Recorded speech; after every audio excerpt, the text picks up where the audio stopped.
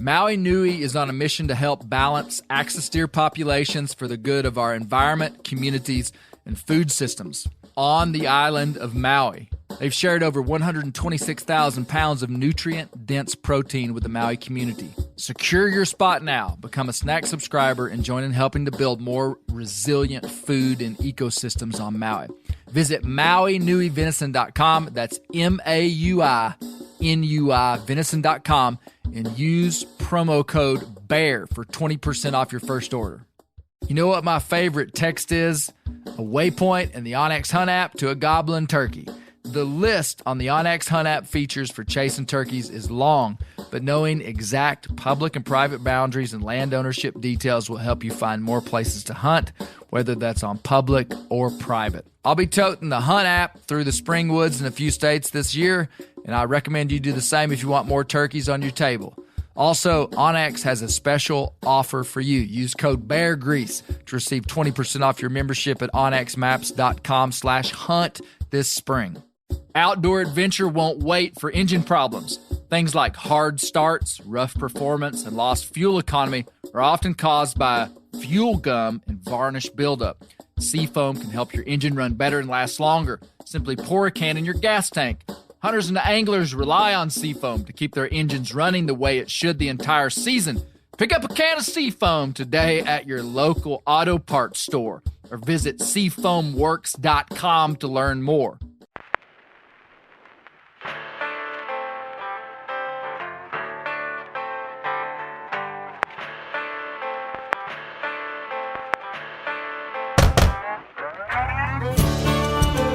My name is Clay Newcomb, and this is a production of the Bear Grease podcast called the Bear Grease Render, where we render down, dive deeper, and look behind the scenes of the actual Bear Grease podcast.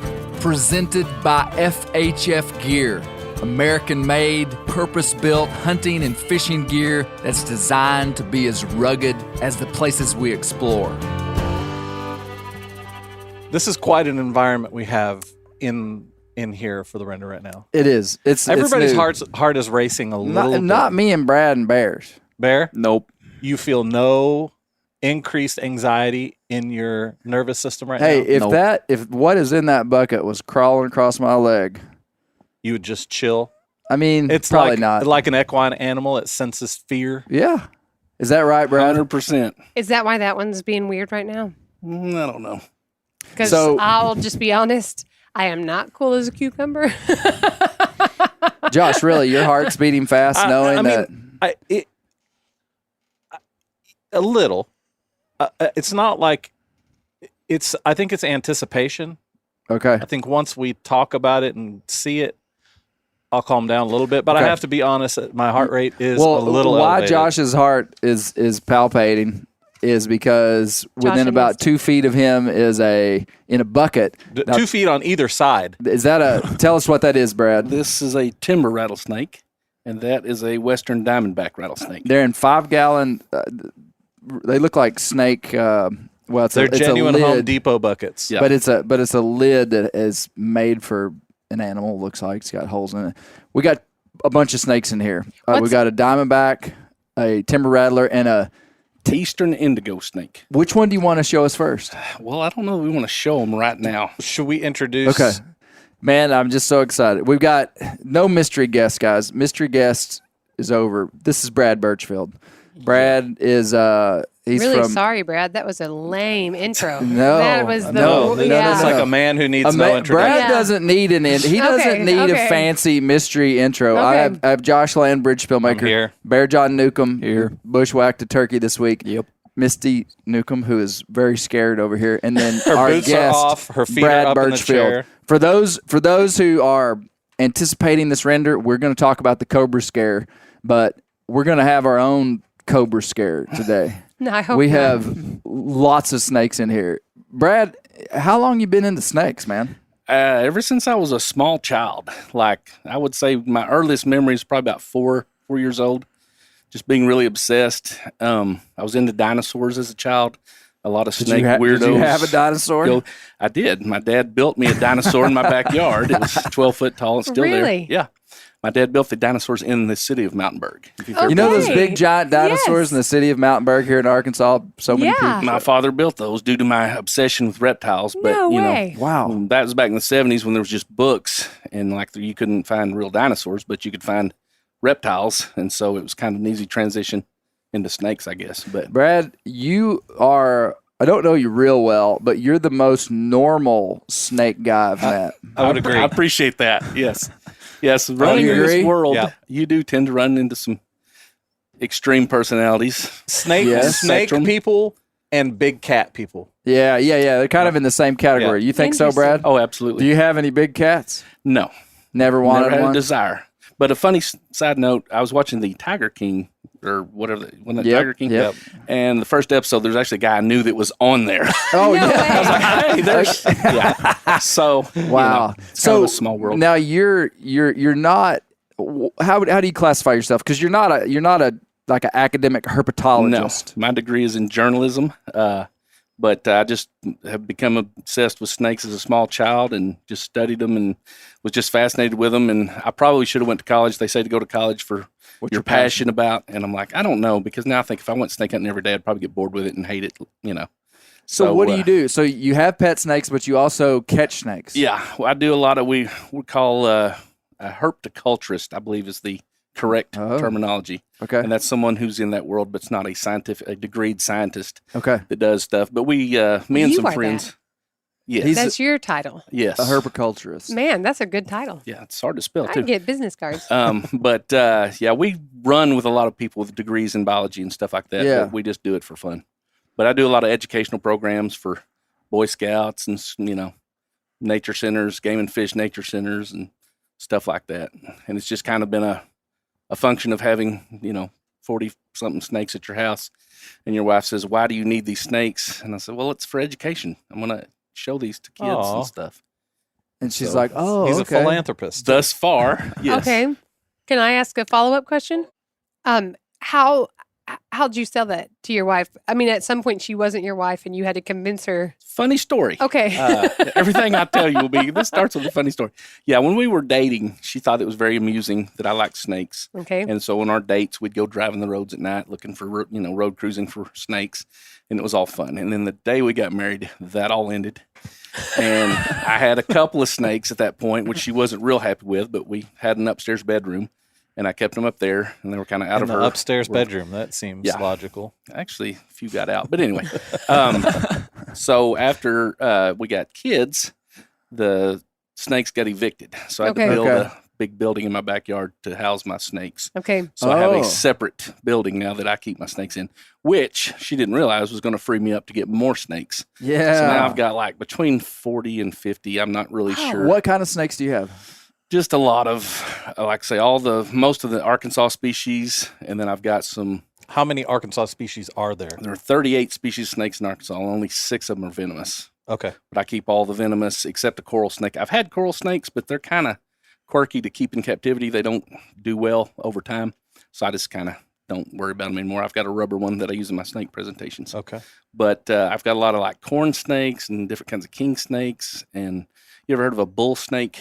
I've heard of West bull snake, gopher snake. It's kind of like the black rat snake of the West. it. Okay. I really like that genus, so I've got several of those. And then I've only got one exotic snake. It's called an Andros Island boa, and there's not much information on them on the internet. It's really strange, but we went to a snake nerd symposium, and they had a silent auction. And my son was about 7, and he pulled the old Joey off of Friends and had bid on everything in the room because he thought it was like guess the price. Oh, no. And so as they're reading the silent auction winners, I won a pocket knife, a thermometer, and then this snake. And I'm One. like, I didn't want it. Yeah. Yeah. So I end up with this snake. So that's the only non-native snake. I don't really get Have into you- exotic stuff. So you've never owned a cobra? No. I have a friend that has had cobras, and I've messed with them, and it's just not my thing. They're very quirky, very easily agitated, very intimidating. They're kind of Wow. like super fast and just, you know, most of the native snakes, they're all pretty chill and you can kind of read their body language. Cobras are kind of on another Really? plane. Yeah. Well, my first question. So the main reason I wanted you to come today was, how do I get a cobra? Well, I am I'm not sure he's got the wife for it. Banjo's out, Cobra's I'm in. going to own a Cobra. So that is an odd thing. Since the internet, I mean, there are places that sell all sorts of nasty venomous snakes. Like you can order a black mamba, or you can order a gaboon viper, cobras. If you've got a credit card. Do they just show up in the mail? No, you have to ship it Delta Dash. It's got to be picked up at the airport and dropped off at the airport. And I mean, there's some, So the regulations here are pretty loose compared to some other states. Yeah. So 5 years ago in Arkansas, it was the Wild West. There were really no laws on snakes. Really? You could have anything. Nobody cared. And then Game and Fish came up with a proposal to kind of regulate it and make you buy a permit. And you have to, if you're keeping venomous snakes, you're supposed to have a venomous keeper permit that you have to, meet some criteria. And then I think $75 a year. And then any venomous snake. Yeah. Okay, $75 a year. Yeah. But that's not a problem. No, that's what I'm saying. It's a bargain. No, you're not getting a Cobra. Come on. You're not, how cool would it be to commemorate the Cobra Scare podcast? And we'll Cobra. We'll put the Cobra in the Bear Grease Hall of Fame. Well, we'll put a Cobra emblem on the Bear Grease logo. Oh, there you go. Now you're talking. Yeah. I just think about how often his mules get out and like how challenging that is to handle. And now I'm going to have a snake while he's gone. No. So, Brad, so you have 40 snakes, 40-ish. Yeah, 40-ish. And tell me about when you're going out into the wild. And first of all, let me just make clear, Brad he doesn't sell snakes. He doesn't like catch them and kill them. Like Brad so Bear picked up a roadkill copperhead that I put on my Instagram story this week when he killed his turkey. Okay. It was a copperhead with its head cut off, which to those of us like me and Brad that love snakes, that's you just don't kill snakes anymore. So someone had chopped its head off. Yeah, probably Bear just when he put it in his truck after it was already dead. They ran over it, and pretty much I'm not going to use the head. And so Brad was like, I was glad that was a roadkill. And so I want to just clarify, Brad's not killing snakes. He would be the last person in the world to kill a snake. But you do go out into the wild and catch snakes. Yeah. Tell me, like, what do you do? Like, if me and you were to go out this Saturday just to have a big time, what will we do? Well, this time of year, it's like hunting. There's all these seasonal things. So right now is a good time to flip artificial cover, like tin, trash, boards. So if you can find an old collapsed barn or an old chicken house, that's where There's going to be snakes in there. Yep. And you flip that tin and you'll find stuff under there because the tin heats up. Snakes get under there in the night when it's cool, and then it heats up quicker. Okay. And then they can go out and forage. They get energy from that. But that and flipping rocks, So you'll go out and you're just like, hey, we're going to try to find a snake today. Oh, yeah. You find a snake every time you go? Yeah, pretty much. I don't get skunked a lot, but, it depends on what species. Some things are harder to find than others. What if I told you that I wanted to see a big timber rattlesnake? Yeah. I'm not asking you where we would go, but what would we do?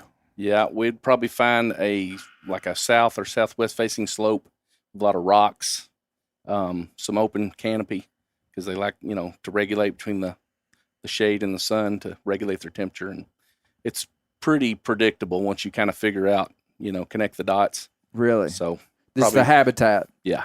So 100% we could find one. For real? Like today? Yeah. For real? Yeah. Is there a certain time of the day that they're more prone to be? In the afternoon. I mean, all depends on temperature, So not the night? No. Now, once it gets summertime, it gets too hot. Something that people don't realize a lot of times is snakes are not very heat tolerant, just like they're not very cold tolerant. So in the wintertime, you don't have snakes because it's too cold. In the summertime, you won't have snakes out crawling because it's too hot. So they go up under your porch and they wait till dark, and then they come back out and they go at night. So if you ask that question in mid-June or July, I'd say, we're not going to find anything out in the woods today, so we'll just wait till tonight and then drive some roads, and you'll find them. Why are you finding snakes on roads?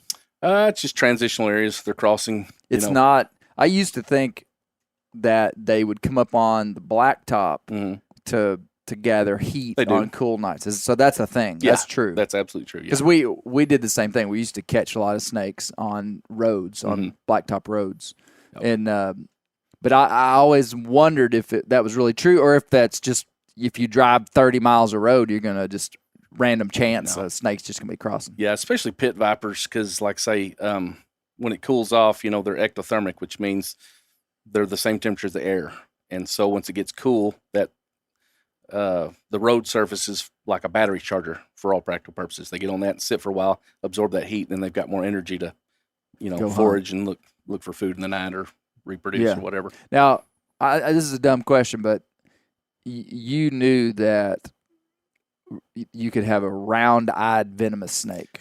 Well, I was gonna say I don't know that guy, but he's right in a certain perspective. So venomous snakes, all the pit vipers have elliptical pupils like a cat. Okay. Right? The slit eyes, everybody thinks that is 100% true. The problem is in low light, their pupils expand just like ours do. So if you come up on a copperhead at night and you hit him with a light, his eyes won't look like a slit. They'll look round because his pupils dilated. And so technically what he said, it's true, but now coral snakes are the only venomous snake with a round pupil. They truly have a round pupil. All the time? Yeah. So they're daytime hunters? Yeah. Yeah. But like I say, all the pit vipers, they're going to have elliptical pupils unless they've been out in the dark and their eyes have dilated and they can see better. Have you ever come across a coral snake? Never seen a coral snake. I've seen that false coral snake that's a king snake. What is that? A milk snake. Yeah. And then there's a scarlet king snake. Have you ever seen a coral snake in the wild in Arkansas? Not in Arkansas. They're supposed to be here. They are. Do you think they really are? Oh, 100%. Yeah. Well, why hadn't you found one? They have very specific conditions. Coral snakes are really weird. They call them fossorial snakes, which means they stay under leaf litter and cover. Oh. And the reason we don't have them up here in the Ozarks, the Ouachita's, is the ground's too hard. Down in South Arkansas, between Texarkana, Camden, El Dorado, there's a rough triangle there. That's that piney woods habitat with the soft sandy soil. Okay. That's what they like. So that's the only part of Arkansas you can find them there. But they're so reclusive, they stay under the cover. The only time you'll really find them, the best time to find coral snakes, is after a hard rain. Like if you have a really hard rain night, the ground gets wet and they come up and they'll be on the surface. But most of the time you've got So they're not in the mountains. They're not in the highlands. Nope. Okay. Just that very limited range in southern Arkansas. What do you make of these what appears to us to be an imitator snake? Like a snake that is mimicking another snake. Like, so Misty, there's the coral snake. It's a beautiful snake, black, red, and yellow striped snake. I mean, it looks like something your kid would draw when they were 2 years old. It looks like a cartoon. Well, the coral snake has a certain pattern: red touch yellow, kill a fellow; red touch black, friend of Jack. So we were taught that because have you never heard that? No. Oh, I love things like when this. when you see this snake, if red touches yellow, it's a coral snake. If red touches black, it's a venom like it's a milk snake. It's a milk snake in Arkansas. So anyway, why do they? Do you think they did the milk snake? How did that happen? Well, go. Take us into the psychology of the snake. A guy wrote a paper on this, and I've never read it, but he talked about why is there. I like the way you do science, buddy. I haven't got to that yet. Coral snake mimicry, because milk snakes occur basically from here, from the Gulf Coast to Michigan, all the way to the East Coast, and then some out west, where there's never been coral snakes historically. So why would there be a mimic in an area where coral snakes never occurred? Okay. And, it's sort of like all non-venomous snakes, when they get agitated, will rattle their tail to make you think it's a rattlesnake. It's kind of a warning. And, it's odd, like the hognose snake flares its head out like a cobra. Yeah. But there are no cobras in the New World. Those are all Far East snakes. So, until until Springfield, yes. But, and Mr. Fred. Yeah. He probably let a few loose. There's a lot of those things that, it's very interesting. And I don't know what the answer is. Okay, good. Yeah. As long as I know you don't know the answer and just like I just haven't asked. I'll tell you. Yeah. Okay. It is interesting though that, bright colors in nature mean danger. And so Obviously, that's why the coral snake probably has bright red colors to warn it would be predator. But Yeah. and like I say, milk snakes use the same defense for a would-be predator because they see that bright color and they think, I need to leave this alone. Really?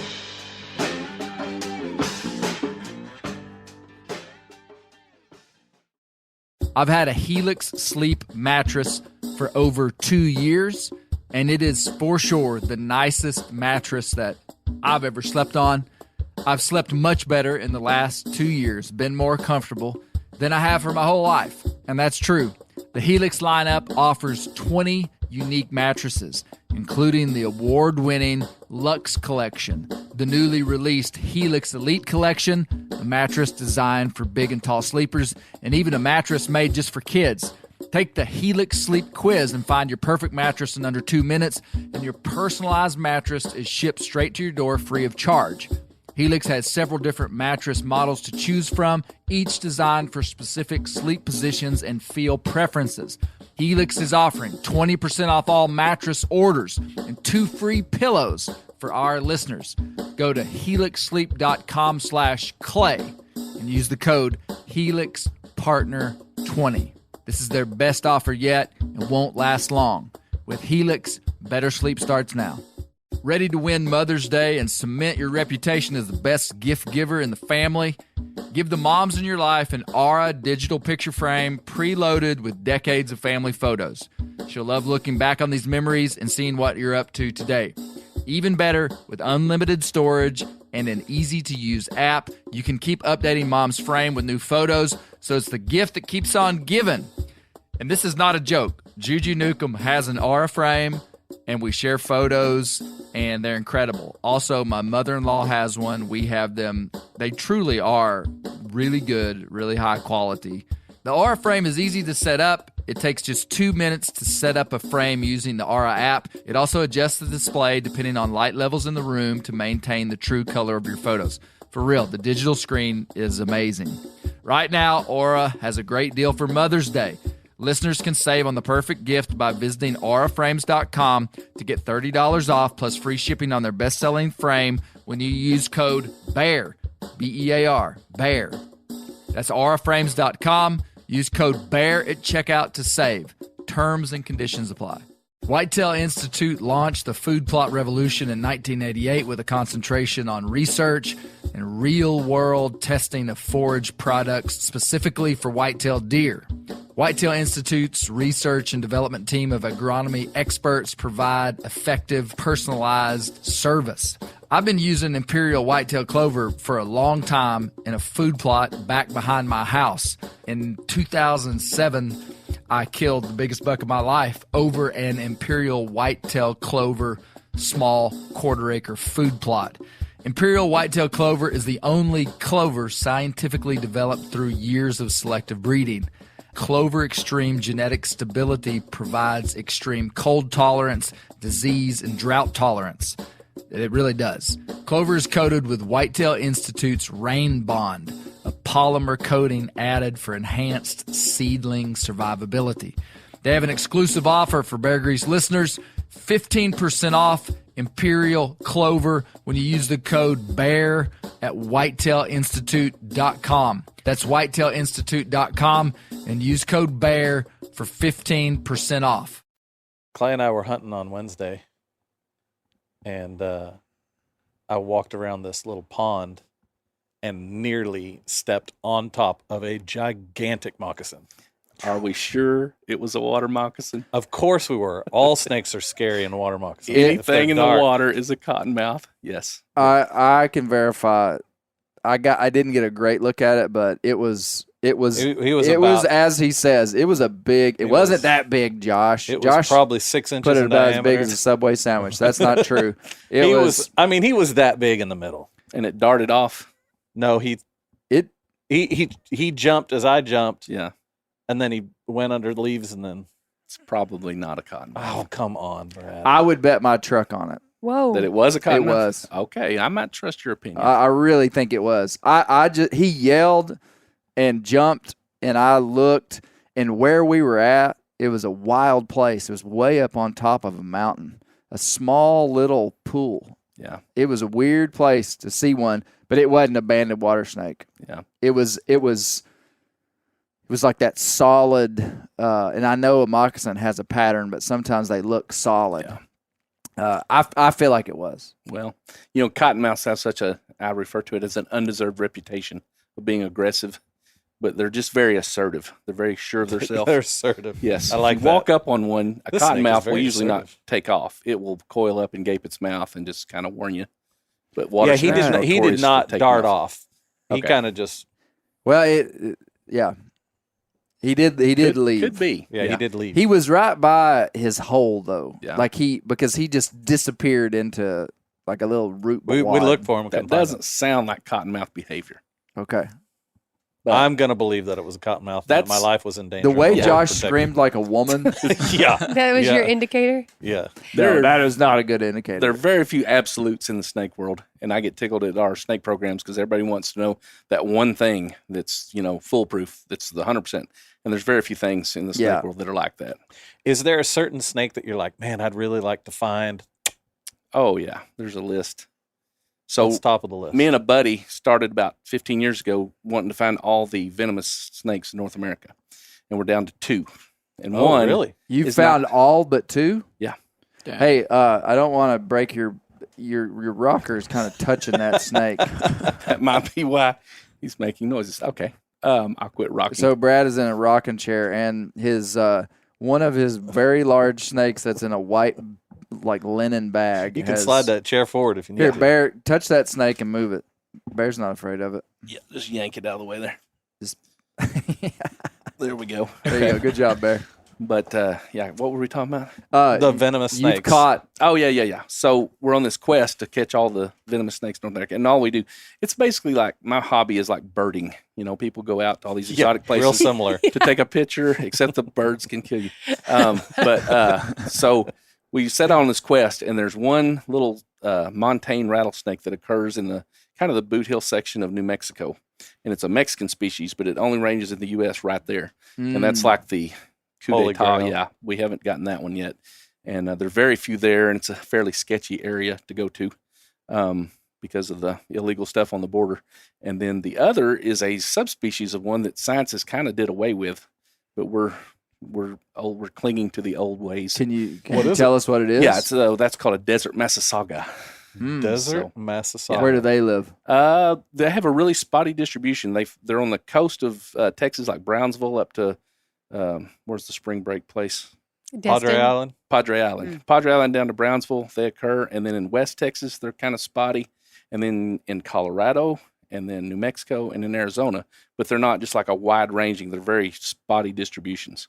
Wow. And science Interesting. kind of doesn't recognize it now. They just call it all a Western Massasauga, which I found the Western Massasauga, just not the desert. So Wow. So, okay.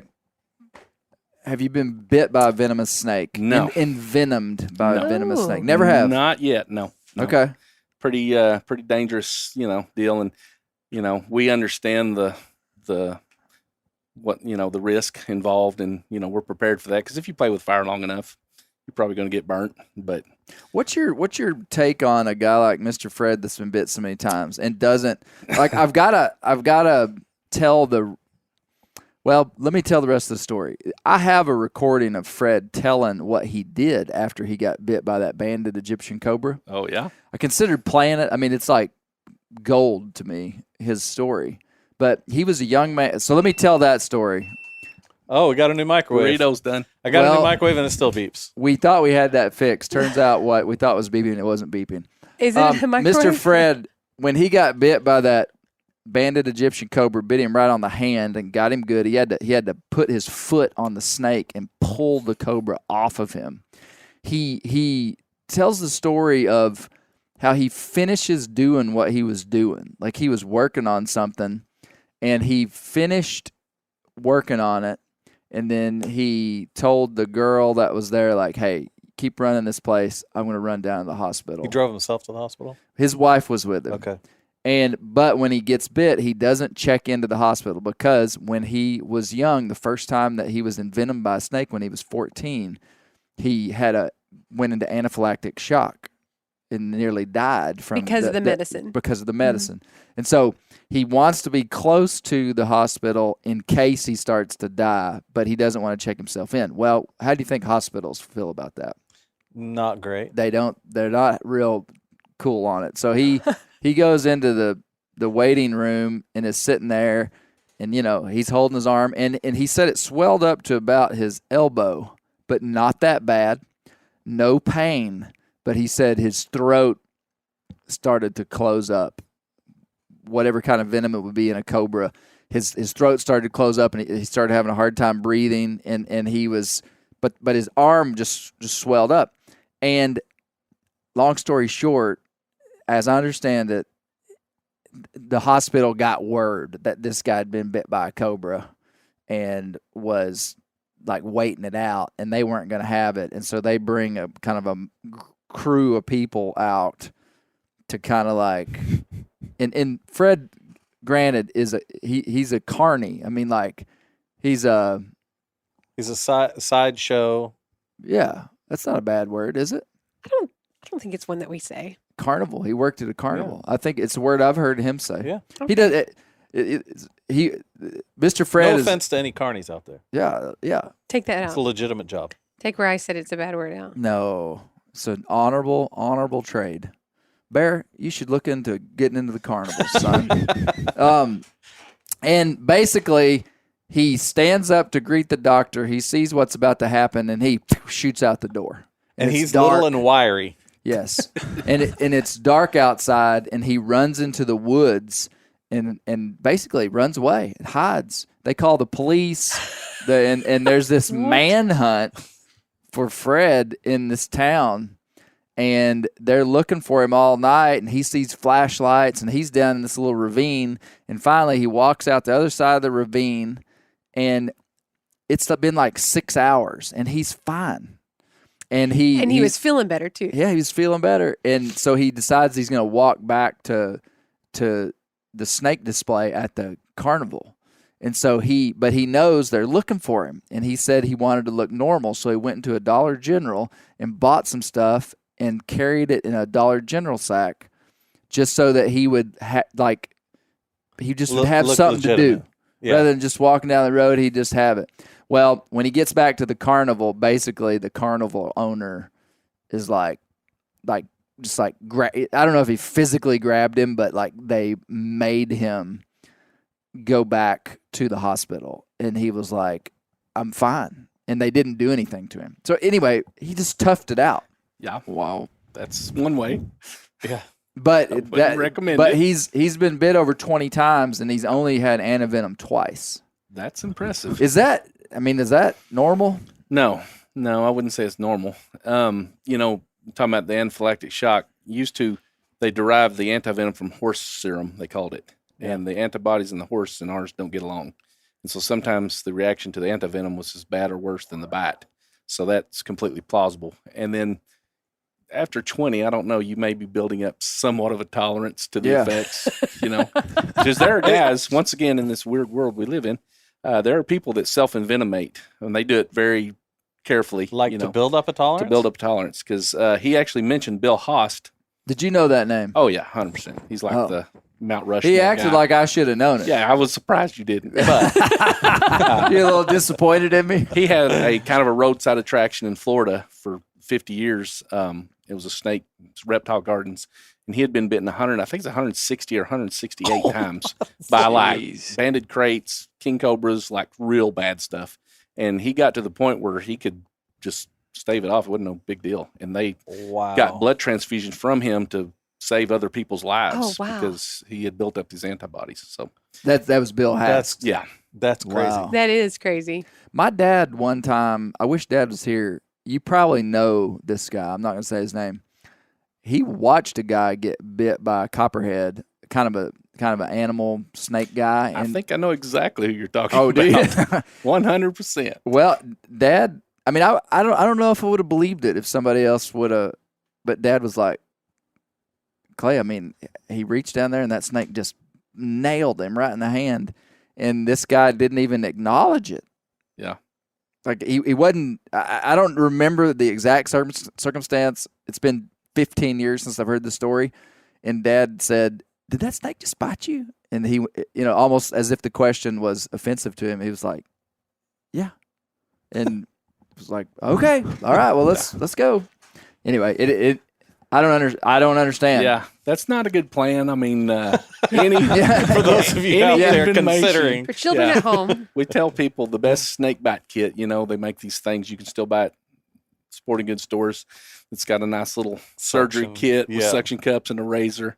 Yeah. And it's kind of like, wait, is that the way to go though? No, 100%. So what do you carry in the field for a cell phone and a set of car keys? That is by far the best. There's nothing you can do in the field. Nothing. The only thing that will treat snake bite is anti-venom. And that some people always say, do you take that with you, have it at your house or thing? No, it's something that's got to be kept under, really controlled conditions. Then it's got to be diluted in saline and injected. It's not something you can just shoot up with. Yeah. I wish it was, but So it's the only option is to get to a hospital. So, okay, you're in the woods, you're back mile and a half, you get bit by a timber rattlesnake. What do you do? The first thing would be try to stay calm, which would probably be hard. And then, walk as fast as you could without getting winded back to a vehicle and get to a hospital. It's just that simple. Yeah, it really is. I mean, because like I say, there's really nothing else you can do. Tourniquets are such a bad idea because, the old timers, they'd say, put a tourniquet on it and then cut X's on it and try to suck. Once the venom hits your skin and subcutaneous level, it's in your bloodstream. It's all over you. Yeah. And if you, section that off with a tourniquet, you're keeping this venom in there. Well, venom is not only a poison, it's also a digestive enzyme, basically. Helps digest the food that the pit vipers eat. So when you pull that venom up in one area and don't let it dilate through the body, it's gonna be tearing worse. You up. So basically, if you're 3-4 hours from medical attention, that's life threatening. That's something you're probably gonna need a helicopter or something.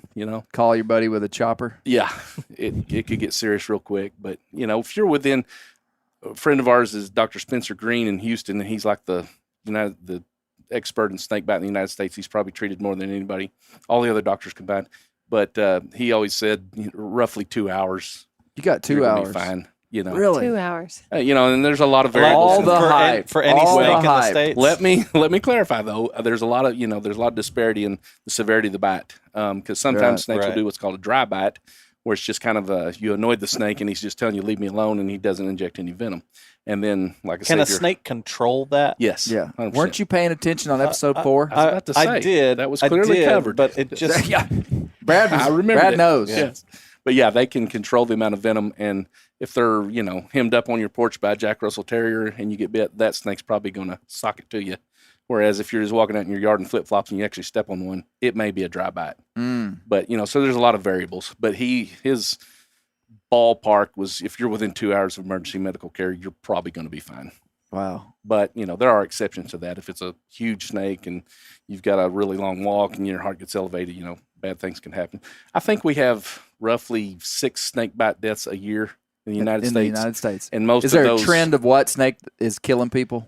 It's Western Diamondbacks. Yeah. Are they the most venomous that we have in the States? An Eastern Diamondback, I think, is technically the most dangerous. The most potent venom. Yes. Okay. But they're in a limited range, and you don't see them that often. Western Diamondbacks, if you get out just west, to remind everybody, we have one of those in a bucket. Right here. We're going to look at him. We're going to look at him in just a minute. But if Misty can take it. That's one of the myths on snake bite is, a lot of people will hear this and be like, well, I've heard that. Baby snakes can't control the amount of venom. If they bite you, they just hit you with everything they got. And then baby snake's venom is like highly refined. It's more dangerous than a big snake. That is not the case. That's one of the few things that is in stone in snake bite is a bigger snake always is going to be a worse bite. Just because the amount of venom, volume of venom. And the hardware, if you think about a baby snake, his fangs are going to be little, and a big snake's going to have big, stronger fangs. So that's one of the few things that is pretty much in stone is a bigger snake's going to cause a worse bite. Do you have a question? Well, Joe? do all snakes have the venom is from a gland by the fangs, or it actually comes through the fangs? It comes through the fangs. They're like a hypodermic needle. Are all snakes that way? No, just pit vipers. Pit vipers. Okay. Yeah. So the coral snake is an elapid. That's like cobra like my cobras. Yes. And unlike the cobra, well, no, they're pretty much similar. They have fixed front fangs, but they're fairly primitive. That's why I don't consider coral snakes that dangerous, because they have you'd have to be really dumb to get bit by a coral snake, because they have to latch on and basically chew until they break the skin, and they almost salivate the venom into your system. Interesting. Whereas a pit viper hits you in the blink of an eye, and they've injected. But a cobra, when he hits you, he bites onto you. Yeah, he doesn't chew. They're chewers too. Yeah, but he gets you quick though. Yeah, and they have bigger, more well-developed fangs than like a coral snake. That's a little spookier than a pit viper. When he strikes you, I mean, it's like he's just like punching you, just like pop, pop, and then he comes back. A cobra, when he hits you, like latches on. He's gonna. Yeah. Even if he isn't trying to eat you, because like if you got bit by cobra, like he knows he's not striking to eat you. Right. He still would latch onto you. Yeah, he's trying to envenomate you. Wow. Yeah. That's risky. I've got a couple of good snake stories. Good snake stories? I have some good snake stories. Okay. And one I have a question about that maybe he can answer. Do we have time for snake stories? Okay. First story, when our kids were little, probably like 7, Bear was probably 7, Josh's son was probably 9 or 10, we would go on hikes and hit Josh Spillmaker's wife, Christy, and I would go with all of our kids. And so together we had like 7 kids together. Yeah. A passel. A passel of kids. So one day we were out on a hike. I remember Shep was 5 because he had just gotten his tubes out of his ear, and we were out there hiking, and we were on underneath some big bluffs, and these snakes literally just start coming off the bluff. Do you remember this? Yeah. It was over and They're over. blue racers. Yeah, and they just and David was probably 9, and he screamed, "Snakes!" And it's like these snakes are raining from the heavens, and we all start screaming. And Christy grabs Shepherd so tight, and I believe the words that came out of your mouth were plural. I think I did say. Bear said snakes. Yeah, snakes I think for some reason I got into the grammar of it. But yeah, and then they kind of went away, and all of us were just like, "What just happened?" Like, how many snakes do you think you saw? There were 2. There were There were two. just 2. Like, That's what I was going to say. Let's get a number on There that. were 2, but it felt 2. like snakes raining from the I'm heavens. sure. And Christy let go of Shepherd, and he just was like screaming, crying. And Christy said, "Who was I holding? I'm so sorry." And I'm like, pretty sure it was Shep. That's a response my wife has when she sees a snake on a movie. I wish you could have been here today. Yeah, I wish you She could. would not have done it. Yeah. Well, So were they racing? No. Were they what? Were they Like drag racing? Well, yeah, that's what I was racers. just Say, were they racing? Did they Why have did numbers on top Were of they their heads? fighting? think they're What were just they fast. doing? That's hard to Why tell. did they fall off the My bluff? guess would be that might be some sort of den hibernaculum, and they were coming out, and gravity took hold, or Yeah, maybe there were, if I remember it right, of course I was like 7, but there were like a lot of holes, and they were like going in and out of the holes whenever they got down on the ground. So it looked like more than one. Oh, yeah. More than a lot of So there were snakes. definitely 2, but I don't think there were a lot. Okay. plural. Okay. Snakes, plural.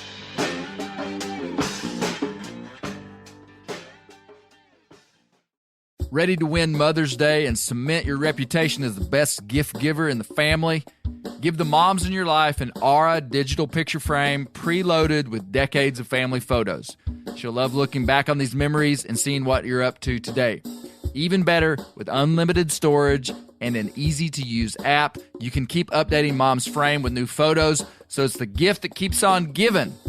And this is not a joke. Juju Newcomb has an Aura frame, and we share photos, and they're incredible. Also, my mother-in-law has one. We have them. They truly are really good, really high quality. The Aura frame is easy to set up. It takes just 2 minutes to set up a frame using the Aura app. It also adjusts the display depending on light levels in the room to maintain the true color of your photos. For real, the digital screen is amazing. Right now, Aura has a great deal for Mother's Day. Listeners can save on the perfect gift by visiting auraframes.com to get $30 off plus free shipping on their best-selling frame when you use code BEAR. B-E-A-R, bear. That's auraframes.com. Use code BEAR at checkout to save. Terms and conditions apply. Whitetail Institute launched the food plot revolution in 1988 with a concentration on research and real-world testing of forage products specifically for whitetail deer. Whitetail Institute's research and development team of agronomy experts provide effective, personalized service. I've been using Imperial Whitetail Clover for a long time in a food plot back behind my house. In 2007, I killed the biggest buck of my life over an Imperial Whitetail Clover small quarter-acre food plot. Imperial Whitetail Clover is the only clover scientifically developed through years of selective breeding. Clover Extreme genetic stability provides extreme cold tolerance, disease, and drought tolerance. It really does. Clover is coated with Whitetail Institute's Rain Bond, a polymer coating added for enhanced seedling survivability. They have an exclusive offer for Bear Grease listeners, 15% off Imperial Clover when you use the code BEAR at whitetailinstitute.com. That's whitetailinstitute.com and use code BEAR for 15% off. Sport Dog is the most recognized brand in the hunting dog training industry. Born in 2003 in Knoxville, Tennessee, Sport Dog was forged by a passionate group of hunters and dog trainers who intimately understood the challenges of the field and the special connection between hunters and their dogs. The people at Sport Dog know that having a well-trained hunting dog is more than just having a reliable partner. It's a commitment to their safety and unlocking their full potential. The Sport Dog promise to customers is simple: gear the way you design it. Every product Sport Dog builds is meticulously designed and rigorously tested in the field, ensuring it withstands the toughest conditions you and your dog may encounter. Trust Sport Dog, where innovation meets passion, to elevate your hunting experience and strengthen the bond with your local companion. Using tracking equipment on my squirrel and coon dogs is extremely important to me to track my squirrel dogs and my one old coon dog that's not very good. Get 20% off your first purchase using the code BEARGREASE. Go to www.sportdog.com/beargrease to learn more. Can we? I want to see these snakes. Can we get one out? If you want to. Well, I mean, you tell me. You tell me if it's not a good idea. Oh, we can certainly get them out. Well, I mean, that's why I brought them. I need you to stay mic'd up, though. That's the problem. Okay. How far will this? Wait, what if we cleared out you a space right here? Oh, we can do that. Here, okay. Misty, you should leave. No, just stand up and back up. Bear, back up. Josh, come over here. I just want to see one. So I think I'll take this off. Well, I don't want you to. Okay. Just grab your. Try not to yell. Tools here. Yeah, I need the other one. Yeah. This is Brad, you are going to make Brad, can you hand me my phone right there? Yes, sir. You're going to make a name. You're going to be on the legendary list of render participants by bringing. By default. Oh, my. Look at that bad boy. I'll get it out. You don't have to come closer. Okay. Jeez. Oh, my Lord. That's a big snake. Now, sometimes he gets a little excited if he strikes. And you found this one? Yeah, Bear. Move is this a snake that you found, Brad? Yeah, this is a local animal. Is it really? Yep. Holy smokes! So yeah, that's what I'm talking about. What's interesting is here in Arkansas and eastern Oklahoma, these get really large. Now out west, when you see diamondbacks, they're kind of long and spindly, just not big and thick like this. But in the range here in Arkansas and Oklahoma, they get really large. Now, is he a little more docile because you've messed with him? No. If I got close, you would see a definite change in his. So he's not like friendly. No. Good thing I'm wearing my. See, look at the boots I'm wearing. Yeah, that's probably a good thing. Wow. Hey, big boy. Sometimes it's easier to control him just by holding him like this. So. The curious thing about these is, like I say, most of the deaths from rattlesnakes in the United States come from this species. And it's because they have a huge range. They're all over the Southwest, and they're pretty quick to get upset and bite. And see that head, I think the lethal dose for an adult human would be like 150 milligrams of venom, and he could probably dose you with about 400 to 600 milligrams. Really? So you could just like straight up die from that bite? Yeah, this could be dangerous. But what is that snake? Probably 52 inches long? The last time I measured it was 70. 70? Yeah. How old do you think that snake is? This snake is probably 25 to 30 years old. They're very long-lived animals. How long have you had it? I've had it for 15 years, and it was this big when I got it. Really? Yeah. You've had that snake for 15 years? Oh, yeah. How often do you feed him? In the summertime, about once every other week. What do you feed him? Interesting story there. So when I got this thing, it Misty, wouldn't you're eat. doing great. It wouldn't eat, and I tried all different colors of rats and mice because you order rats and mice online, they're frozen. And I tried black ones and white ones and gray ones, and then I tried live ones, and he wouldn't have anything to do with it, wouldn't eat. And then one day I was driving home with my son, and there's a big dead gray squirrel on our road in front of our house. And I said, hey, grab that squirrel. And we threw it in the cage, and he ate it. No way. Wow. That was like feeding an old country boy a corn dog. Yeah. So now he was like, this is what I've been waiting for. I keep a pellet gun by the door, and every time I see a squirrel in the yard. So how often do you feed him? About every other week in the summer. Really? Wow, what a incredible beast. I would like this to not be the first time that Brad gets bit by a rattlesnake. Yeah, well. I'll put that one in there if he'll go. Sometimes he has a problem going. And now he breaks a lot of his rattles off. He's notorious for breaking his rattle. That's why he doesn't have a very big one. That sound is unnerving. Wow. Wait to hear this other one. Now, okay. Wow. Good job, Brad. That's the closest I've ever been to a rattlesnake that wasn't in a cage. So this is a big timber rattlesnake. This is what old timers refer to as a velvet tail. Now, this is my favorite, man. And some people call these canebrake Now, is he bigger or littler than the other one? Well, holy smokes. He's, I don't know, girth-wise, he's probably that is a beautiful snake. Man, I love that. Listen, bro, I would like to not get friendly with you. But that one, if you'll notice, has an impressive string of rattles. He's never broken his rattles off. Can I do this? Yeah, you're good. But the demeanor of the timber rattlesnakes is quite a bit different than the diamondbacks. Are they not as upset? They will tolerate a lot more. Good job, Misty. Misty, put your headset on. No. Misty's back in the corner.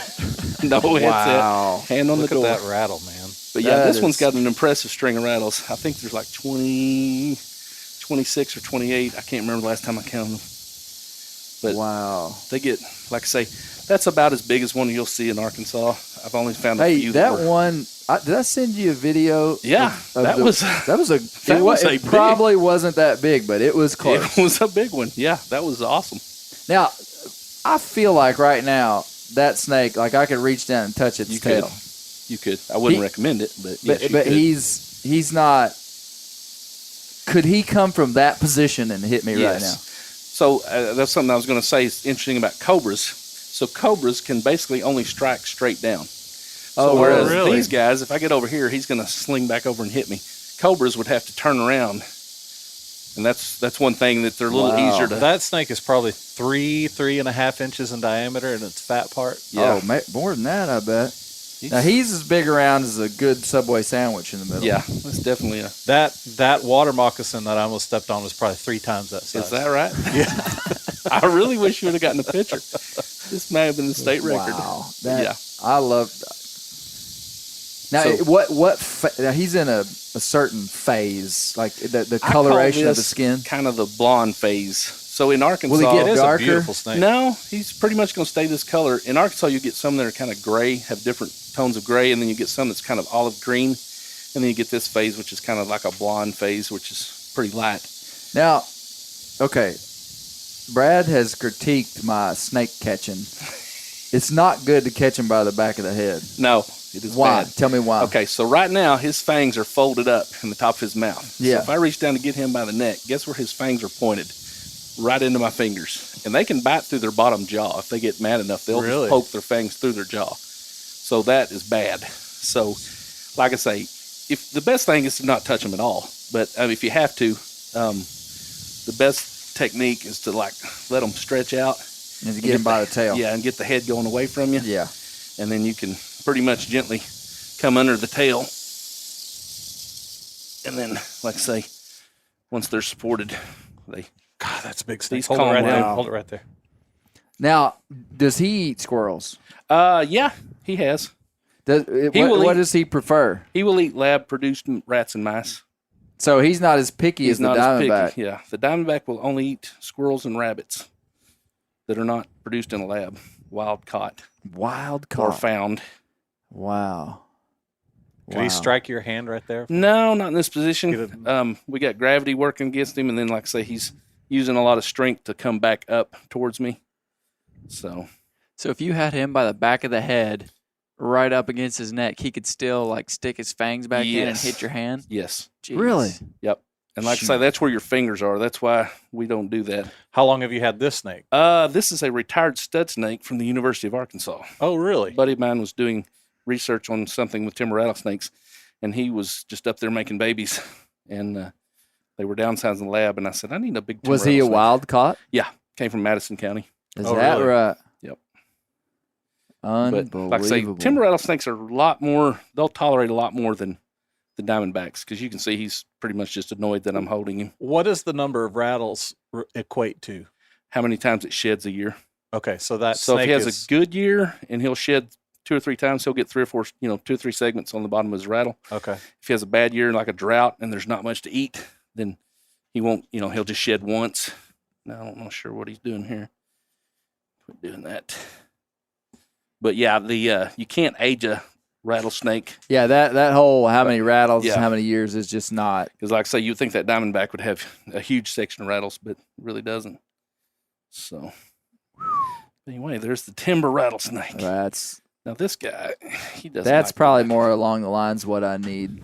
Yeah, it's a good starter snake. Starter snake. Now the irony is, venom-wise, this guy's got a lot more different stuff in his venom, whereas the diamondback's pretty much a straight hemotoxin, which is just venom that attacks the red blood cells and destroys the cell walls. The timber rattlesnake's got hemotoxin and neurotoxin, which is what you get in the coral snakes and the cobras. Wow. So not only does it cause tissue loss and burning and all that, it can also like shut your diaphragm down. So, okay, we're good. All snakes are up. We'll look at that one afterwards. Yeah, I'll show you that. Okay, one. all right. Missy, Huddle good back job. in, team. Wow, that was some good. That was good. I wish you all could have seen it. So, we do need to talk about the Cobra Scare podcast. I got to give credit to my friend Isaac Neal, who told me he's from Springfield. I wanted him on the surrender, but he couldn't come. Are they still rattling? Is that what I'm hearing? Mm-hmm. Yeah, they're still rattling. So Isaac Neal was like, man, there's a great story in Springfield. He said, I don't know if it's really like a Bear Grease style story, but there were some cobras that got loose. The Great Cobra Scare of 1953. There's a beer in Springfield that's named Cobra Scare. And I started researching it, and I was like, Isaac, this is like big time up my alley. And the first 2 people that I contacted was Kyle Jeffries at the Mother's Brewery, because these guys had named a beer Cobra Scare.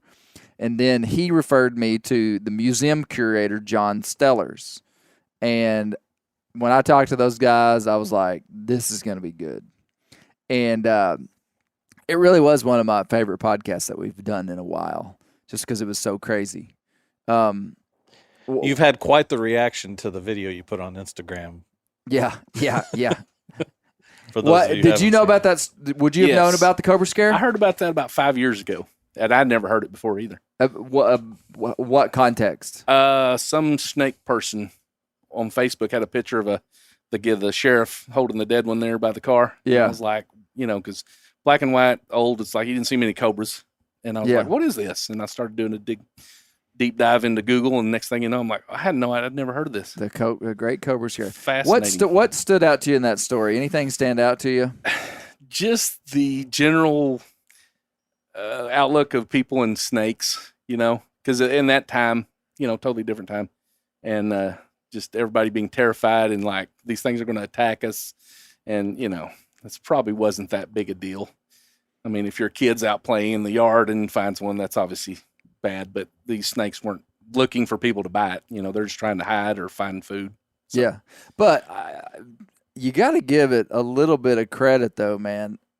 I would be spooked if they were just like, hey, there's like a bunch of cobras out here. Yeah, and you don't know where they come from, and you don't know how many there are. Yeah.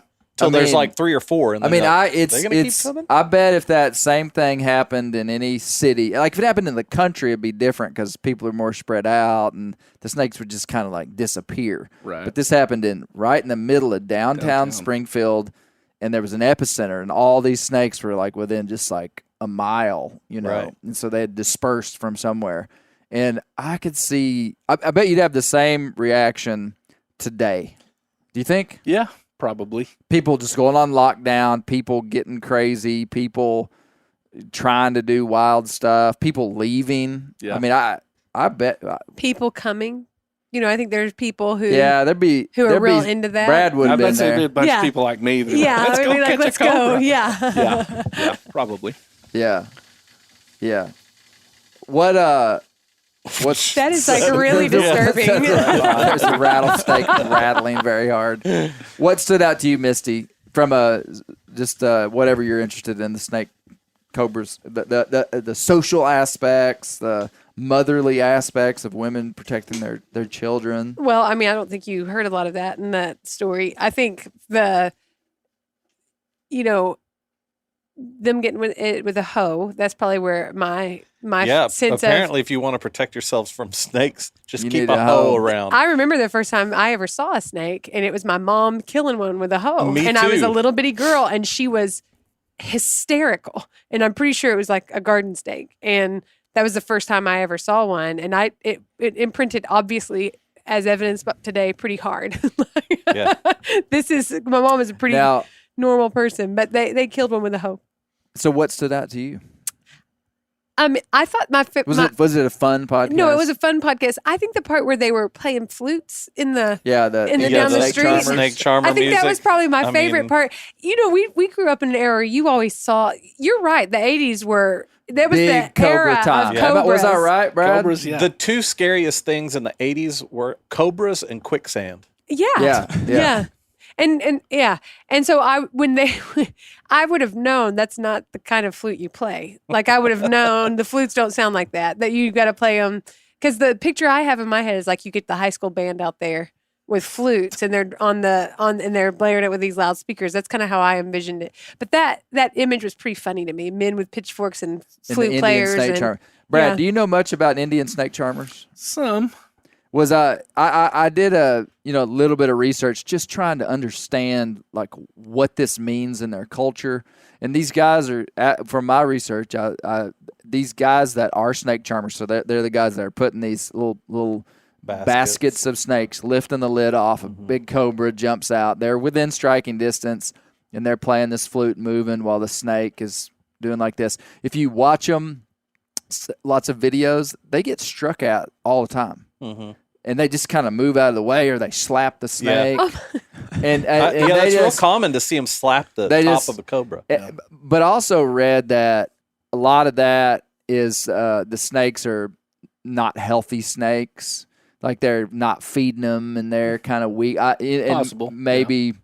Yeah. What's your? Well, let me say what I was going to say. Culturally, they're known as healers and magicians. So they're kind of like these special people. Like, oh, you're a snake charmer. Well, can you help me? You clearly have this power. What do you know about snake charmers? Basically that.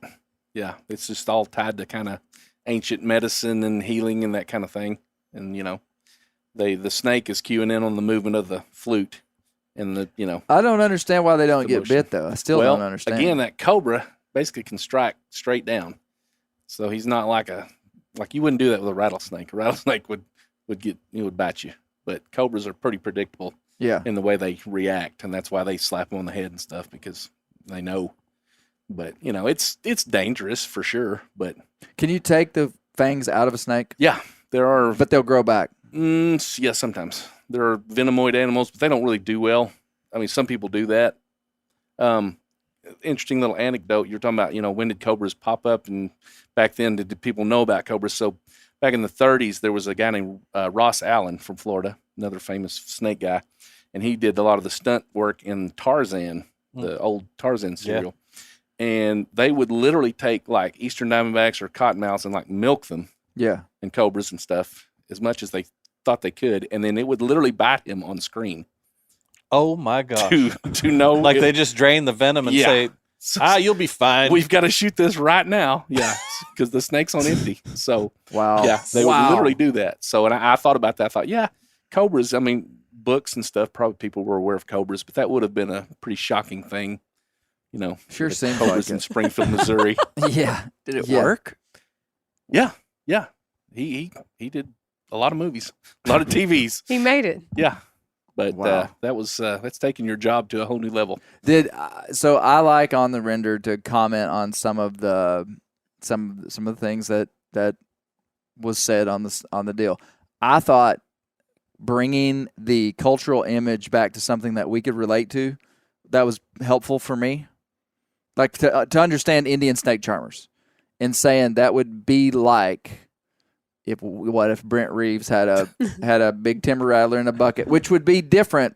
What you just did is more impressive. But imagine he's basically a snake charmer. Mm-hmm. Yeah, but what if there was like that tradition here where you had? I mean, you can see how those guys. It's a powerful cultural image. Yeah. When we see it, it seems exotic, far off, not understandable, not approachable, not touchable. But like, what if our little kids grew up and they were like, one day I'm going to be a cobra snake charmer? Yeah. Or like me trying to tell Bear, you should really look into this. You should be a snake charmer. Go to snake charmer like, school. You know what I mean? Like, I was just trying to find a way to like make it connectable and obviously we don't have anything like that. Well, I think we do.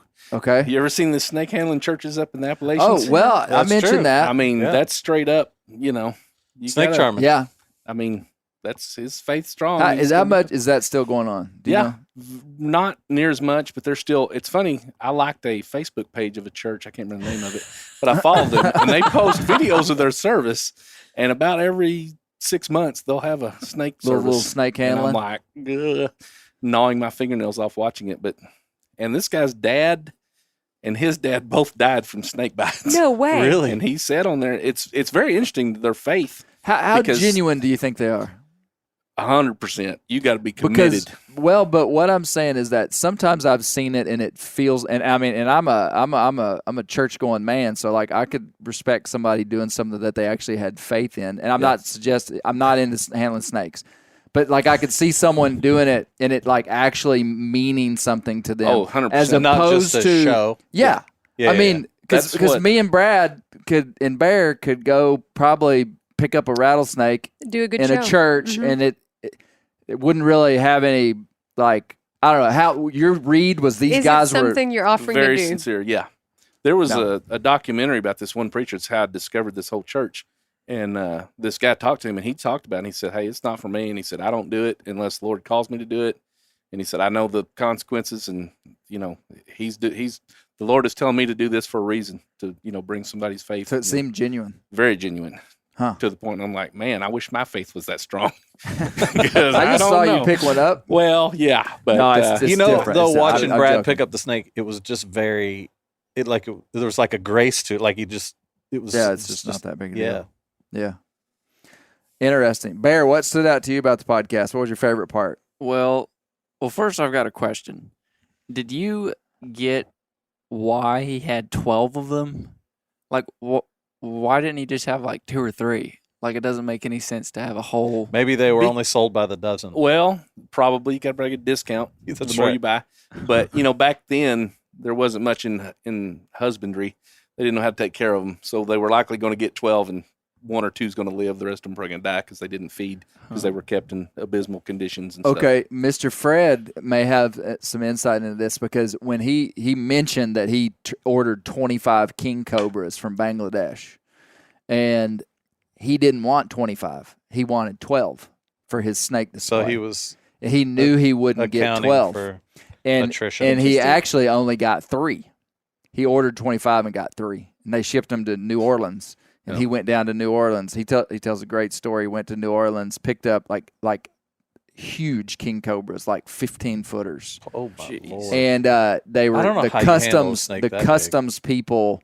This is so long ago. I mean, probably like the 70s or something. Maybe it was later than that. The customs people said, "We got to see these snakes," and he was like, "Really? You want to see them?" And they demanded to see them, and they're like in like an office, and he's like, "You want me to turn this snake loose here?" They thought he suspected that they thought there was drugs in there, and that they were smuggling drugs. It was a cover to smuggle drugs, and so they were like, "We want to see the snake." And he just was like, "Are you sure? Are you sure? You want me to put this snake right here?" And they're just like, "Yep." And so he does. He pulls out a 15-foot king cobra and just plops it in the ground. Oh my Lord! And anyway, the room just like scatters, and he gathers the snake back up, gets it back, and he was like, "Okay, sir, you're good to go." Good to go. Yeah. Wow.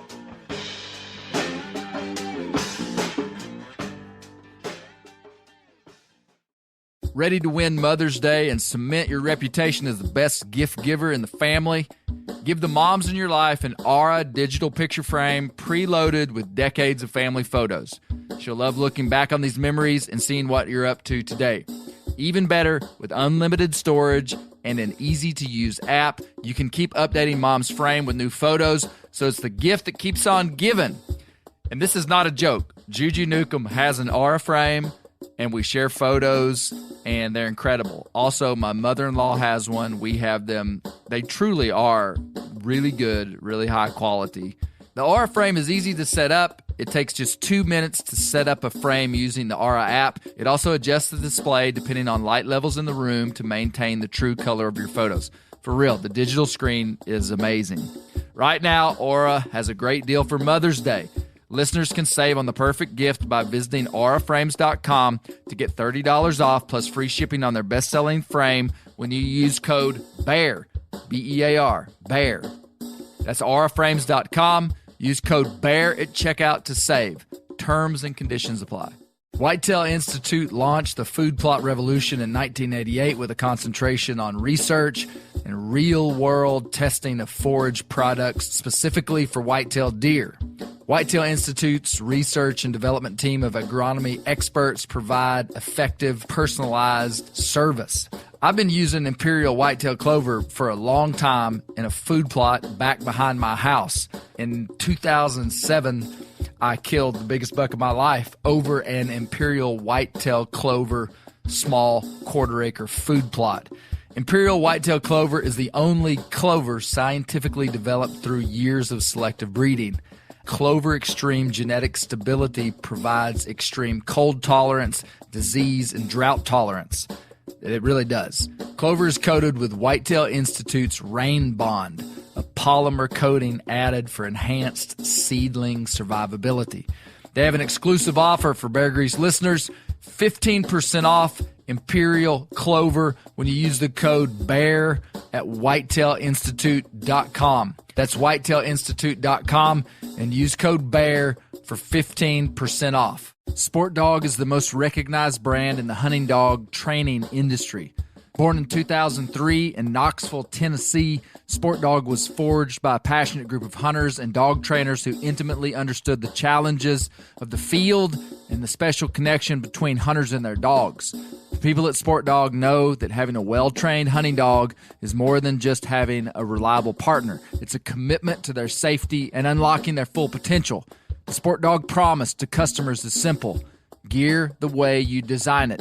Every product Sport Dog builds is meticulously designed and rigorously tested in the field, ensuring it withstands the toughest conditions you and your dog may encounter.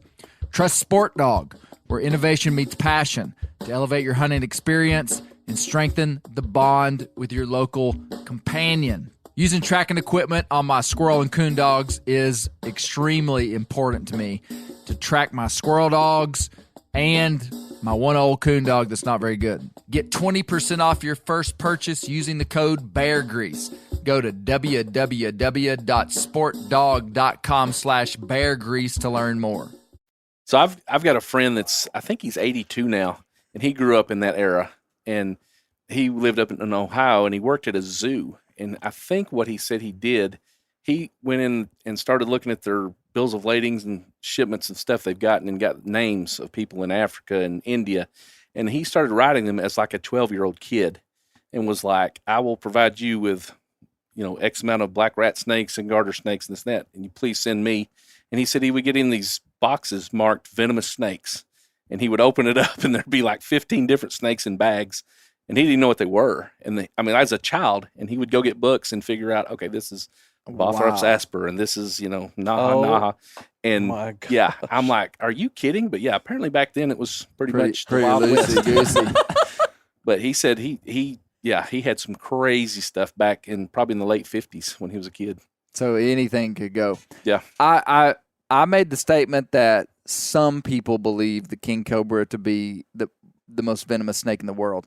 My Dr. Chris Jenkins of the Snake Talk podcast, he actually, I had to put it that simply, like some people think it. He didn't. He said the king cobra actually might not even make his top 3 most deadly. How accurate? Fact check me on my statement. 100%. Yeah. So when you heard me say that, you were like, burrito's done. You were like, Clay missed that. No, but king cobras, they're large. You're talking about a big snake that can deliver a lot of venom. That's what makes it so dangerous. But as far as like on a per gram basis, it's not. What is? A lot of the taipans in Australia, like 80% of their snakes are deadly. Oh, like wow. they don't have many harmless snakes there. You don't mess around there. And a lot of those venoms are a lot more toxic. And like the inland taipan, I think, has the highest LD50. They call it an LD50 score. And but that one, and then like I say, the one that kills probably more people worldwide is called a saw-scaled viper. And it lives in the Middle East, basically. And in fact, can't remember the Bible verse about sizzling snakes in I don't know, it's in the Old Testament, but I think that's what they're referring to, because these snakes, when they get agitated, they'll roll their scales against themselves, and it makes like a sort of like a rattling or sizzling sound. And the reason is they have very toxic venom. They're very common, and where they occur is people are barefoot, and there's not much medical care. So there's a lot of factors. But yeah, king cobras, that's just like, not even that venomous. Yeah. No, now, is a king cobra more venomous than these rattlesnakes? Yeah, probably.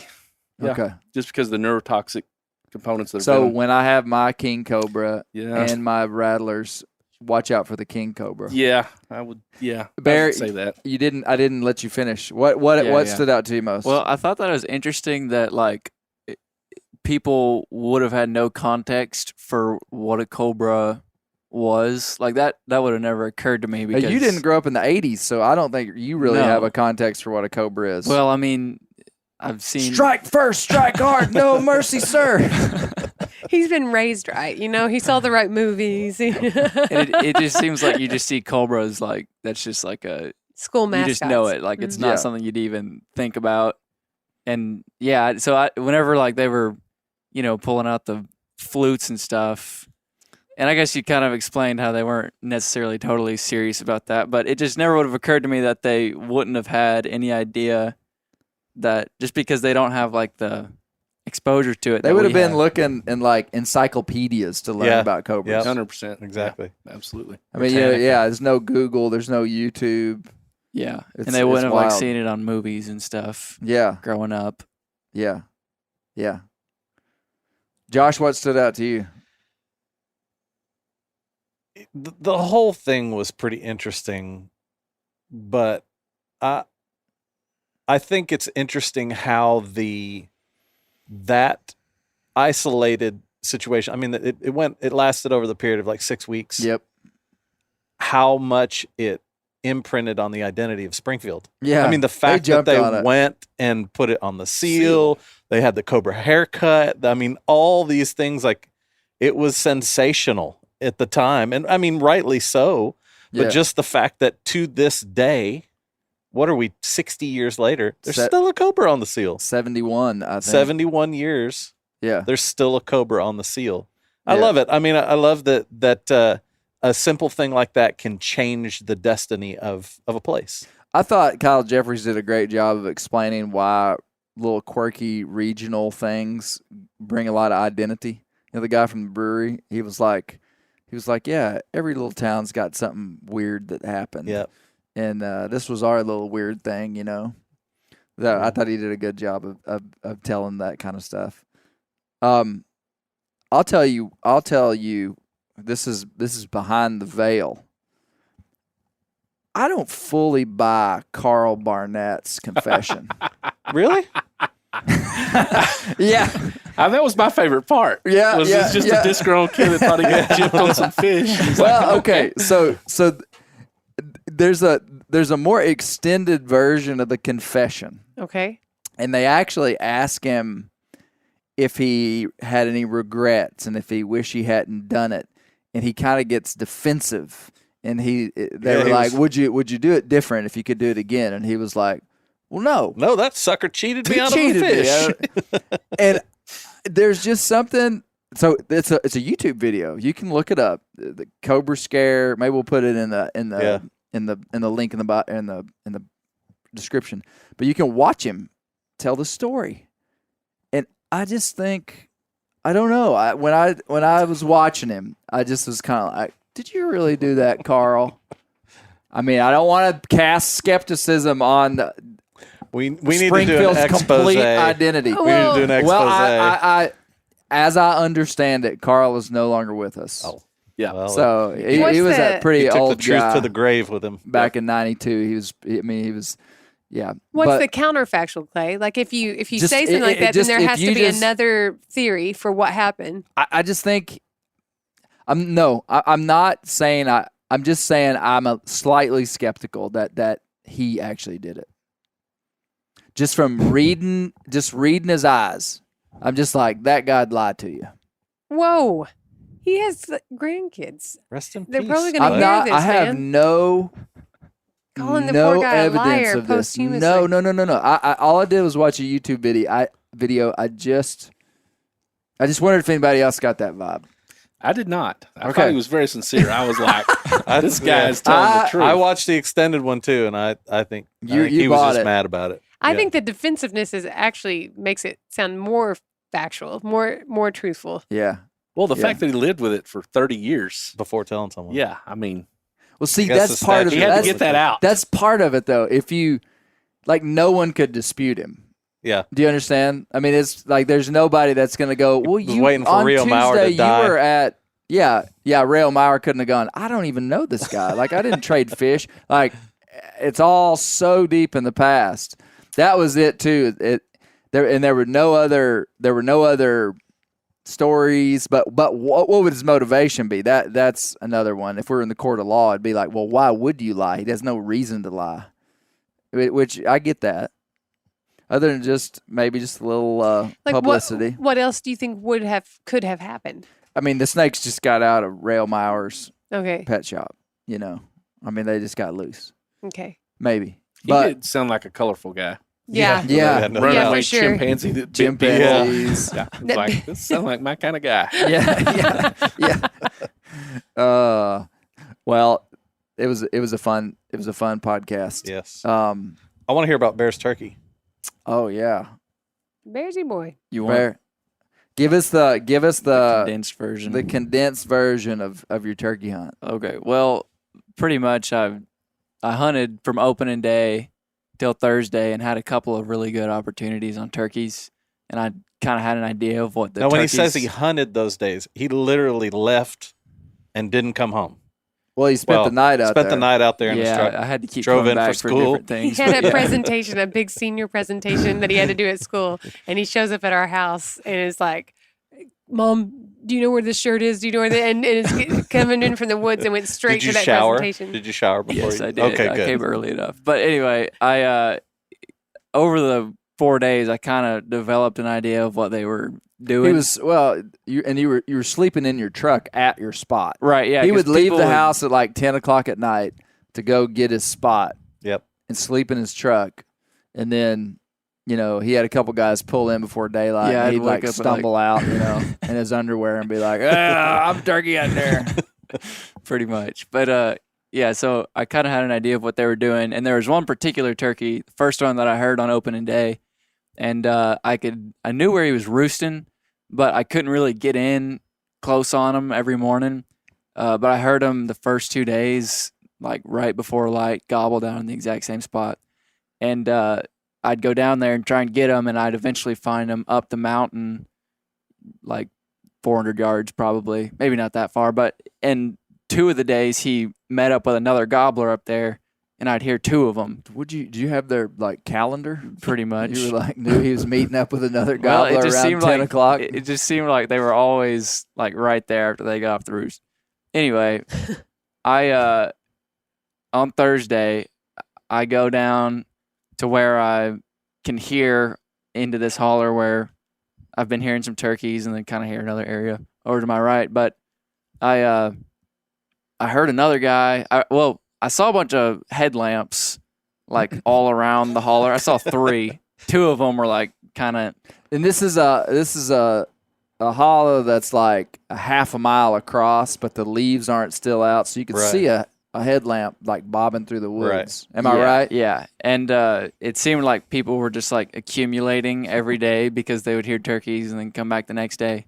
And anyway, I get in there and there's a guy over across the holler who's owl hooting a whole bunch and crow calling and just carrying on. Yeah, just over and over. And I was about to actually leave because I kind of thought he was just going to blow out all the turkeys because he was like right in the middle of where a lot of the turkeys were. And I was considering leaving, and then I heard the one right down on his roost where he usually is. And it was like the gun going off at a track meet. It was like you could just feel like everybody come off the top of the holler and just like start going towards him. But I kind of knew he was going to go up the mountain to where he was, and I knew I wasn't going to kill him on the roost or catch him flying down. Right. And so I just kind of ran up to where I figured he'd be. And it took me a really long time because there's big bluffs and stuff, and it's a big holler. And I get over like a scene out of Last of the Mohicans. Yeah, you're just running through the woods. I was literally running at a few different points. His hair flying. Exactly.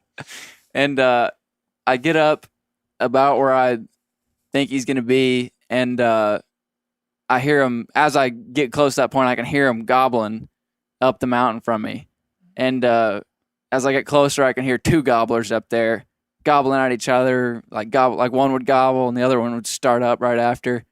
And I just started to get closer. I figured I'd just get as close as I can and then call, but I just got closer and closer and closer, and I got to where I was like 80 yards from them, and they were up the mountain from me, and they were up on this bluff above me. And I saw a break in the bluff where I could kind of get up it. And I was like, and up at the very top of it was a big rock. And so. Like a rock as big as your truck. Yeah. Yeah. And so I figured I could get up there. And now, why didn't you want to call at him when you were that close? Well, I thought about it, but I was downhill from him and I wanted to be above him. And I didn't know if. I just didn't know if they'd come off because at that point they were like even with me. Between me and them was a bluff. Yeah. They weren't even with the part where you could get up it. Yeah, okay. And so I figured I'd kind of get up that part and get even with them, and I'd pop out, right next to that rock like 40 yards from him is what I thought. But as I started walking up that, I could hear them just like right next to that rock, right on the other side where I couldn't see them. But I could hear their wings flapping, and they were gobbling, and I guess they were fighting each other or something. And at this point, I was so close to him, I was like, well, I might as well just risk it for the biscuit. Yeah. And I'd almost bushwhacked another one on the second day, just like I was walking and just saw him before he saw me. Just got lucky. And so I was kind of thinking I could probably do that with these ones. And I'd called at him so much, and other people called at him. I didn't know if a call would work at this point. And good thinking. So I get up to that rock, and how you're like 20 yards from him. I think I was like 10 yards from him at this point. So you're just like sneak right up. They were like directly on the other side of the rock, and the rock kind of was like a triangle pretty much. And on the north end of the triangle is where I went, and that was like the point of the triangle. And I kind of stuck my hands on it, and I looked around the other side, and directly on the other side of the triangle, probably 5 yards off the rock, there was a flock of them. and I could see like 4 or 5 turkeys. Now, were you not afraid you were going to spook them by peeking your head around? Well, I did it like as slow as you could, and I had a mask on, and I didn't really realize they were that close. Yeah. And they were that rock. It was kind of weird. It was like there was a lower side of it, and then you go to the other side, and it was like 4 or 5 foot. The ground was 4 or 5 foot higher. Like there was like dirt stacked up against it. Okay. So I was below them still. Okay. On that rock, and I could just see them right up there on that little plateau there, and so I just kind of like creep back behind the rock, and I can tell they're moving over towards me, and so I just stick my gun up, and I hear them clucking, and the first turkey that pops out, I could tell he was a long beard, and I looked at him for a really long time, even though I could have shot him just because I did not want to mess it up. It's illegal to shoot a Jake. Yeah, shoot a Jake or shoot a hen or something. And he started going back and forth at like 5 yards. And finally, I got a really good look at him, and I could tell he was 100% a long beard. And about that time, he sees me right there in front of him, and he turns and just is about to and just starts to run. But it was too late. He was already just like I was already hunkered down on him. All I had to do was pull the trigger. And, yep. Man, what a great story. Got him. I think that's pretty good woodsmanship. Yeah. And turkey know how to know not to call, not to mess around. I mean, I won't even go over there. I don't even want to go over there. Yeah. It's just too many people, you know. But yeah, it was Nice nice. work, It was a Bear. nice gobbler. We're going to cook it tonight. I bet there's snakes deluxe right in that area. Oh, yeah. I actually found one like probably Well, yeah, you found even one with that the day. road right where I killed it. Probably like 300 yards from it. Yeah. A live one. Copperhead. Yeah, a live one. I've only been struck at and actually bit unintentionally one time, like thinking about being in a place with a lot of snakes, going back to snakes. Great turkey story. One time while deer hunting, and it was cool in October, I had a copperhead bite my rubber boot. I didn't even know it was there. It's a little one, little bitty guy. I just felt something like tap my boot, and I looked down, and I was like, "Dadgum, that thing bit me." Anyway, I was thinking about bear out there in snake country. Yep. Like we are all the time. Hey, thank you, Brad, for coming. Hey, thanks Incredible. for having What do me. we need to Meat do? Eater Live Tour Yeah. starts. Meat Eater Live Tour is on. Tuesday. If you're listening to this, we're there. But you can still buy tickets to shows. Josh Spillmaker, Josh Lambridge Spillmaker made 10. Did it strike you as odd when you walked in? Did. I was a bit surprised. Coonskin hats. Man, this guy loves coonskin hats. So Josh Lambridge Spillmaker Yes. made 10 coonskin hats that are going to be given away, one at each live tour event for the winner of the owl hooting contest. All right. So good job, Josh. Good job. But yeah, Brad, than's for coming, man. Thanks for bringing the snakes. You Yeah. bet. You I had as win. much fun as you did. Incredible show and tell. Yes. Yeah. We're just gonna have to have him come back just No doubt. like, hey, I'll bring Just him bring some snakes. a mystery snake every time. There you go. Just bring There a you go. bucket. We can guess yes, what's in it. yes. Well, great. Thanks, guys.